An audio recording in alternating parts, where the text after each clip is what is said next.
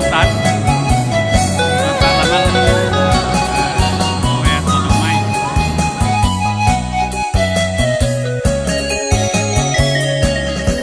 ใจหายแท้แม่สาวปากสันเมื่อได้พบกันน้องนั้นสร้างงามหนักหนาเห็นกันครั้งแรกแปลกใจว่างามในตาไอ้คนบ้านนา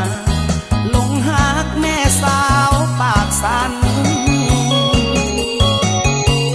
ไอ้คนไกลบ้านถิ่นฐานปากเซ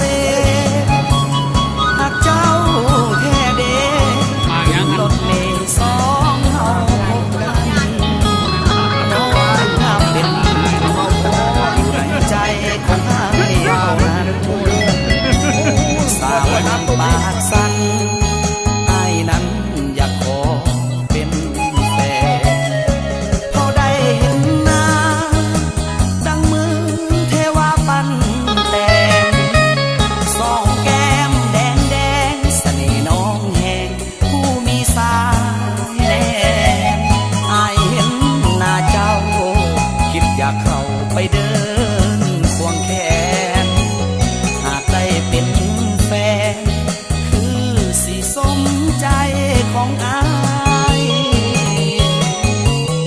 เมื่อถึงเวลาต้องเป่ากลับบ้านขอลาสาวเมืองปากสันกับทินฐานบ้านเกิดของอายมีพบมีพาถึงอายจากก็เพียงแต่กายส่วนว่าหัวใจฝากไว้กับสาวเมืองปากสัน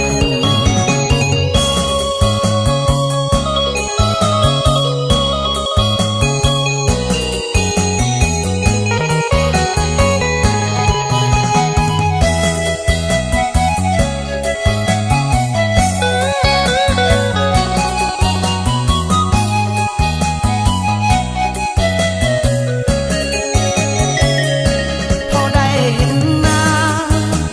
ดังมือเทวาปันแต่งสองแก้มแดงแดงเสน่ห์น้องแหงผู้มีสายแนมอายเห็นหน้าเจ้าคิดอยากเข้าไปเดินควงแขนหากได้เป็นแฟนมานั่งได้ สิ แค่ ส นี้ ม นะ ใจของอายเมื่อถึงเวลาต้องเป่ากลับบ้านขอลาสาวเมืองปากสันกับทินฐานบ้านเกิดของอายมีพบมีพาถึงอายจากก็เพียงแต่กายส่วนว่าหัวใจฝากไว้กับสาวเมืองปากสัน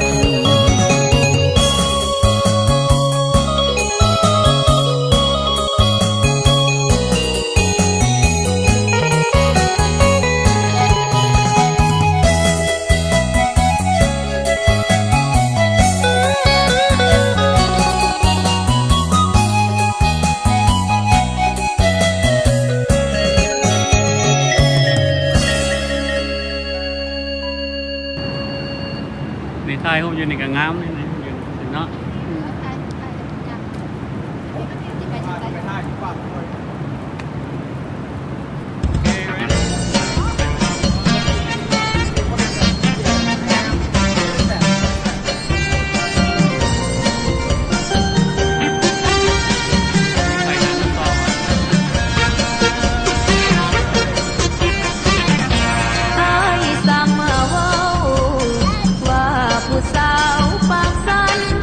งามเลิศลาวันว่าทุกวัน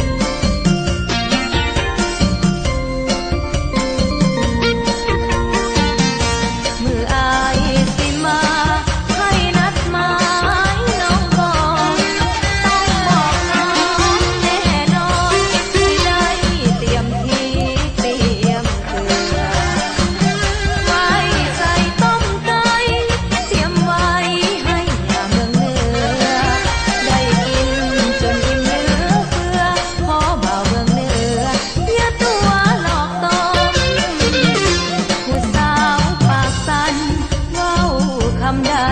คำนั้นอย่ามาตัวหลอกกันให้สาวปากกันต้องนอนอกตกถ้าหากน้องแพ้ให้มาเว้ามาลมบ่าวเมืองเหนือผู้งามสมอย่าให้น้องตมอยู่เมืองปากกัน เ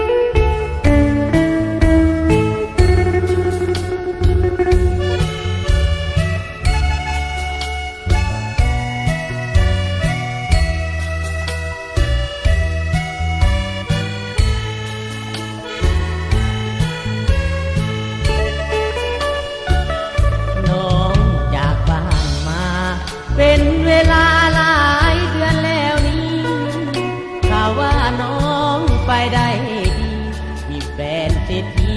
อยู่ที่เวียงทองน้องคงสุขใจที่ได้สมดังใจปองปานใดจะมาเนื้อทองไอ้ของน้องกลับคืนมาหากมีเวลาจงกลับมาเยี่ยมยามทางบ้านคิดถึงน้องอยู่ทุกวันพ่อแม่ทางบ้านเฝ้าห่วงคอยหาได้ขี่รถเก่งอย่าลืมเสียงเพลงบ้านนาอย่าลืมท้องถิ่นดินนาลุงป้าของเฮาเดินนายามเดือนง่ายสายลมพัดเป่าแนมเบิ่งเดือนดาวคิดข่าวฮักกับน้องนาไอ้คนบุญน้อยคงคอยแต่ความผิดหวังคิดมาน้ำตาดินหลังเหมือนดังกระต่ายไม้จันเดี๋ยวนี้น้องสาวกลายเป็นดาวคือเสียงดังก้องสมงามผิวพรรณขาวของมีทั้งผู้ครองคนที่สมกันนุ่มนาคนจนหน้ามนน้องคงสุขสันต์ได้ดีมีสุขสำราญตาหวานอย่าลืมบ้านนา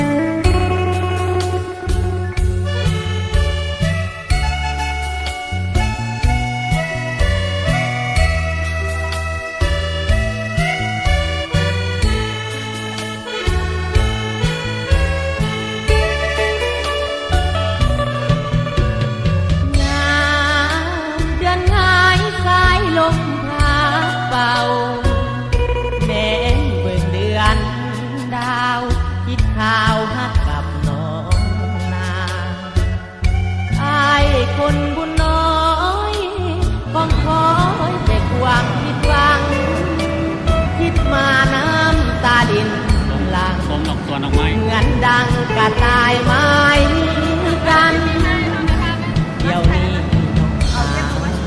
กลายเป็นดาวคือเสียงดังก้อง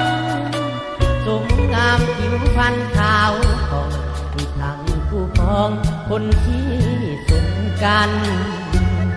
หนุ่มนาคนจนหน้ามนน้องคงสุขสันต์ได้ดีมีสุขสำราญตาหวานอย่าลืมบ้าน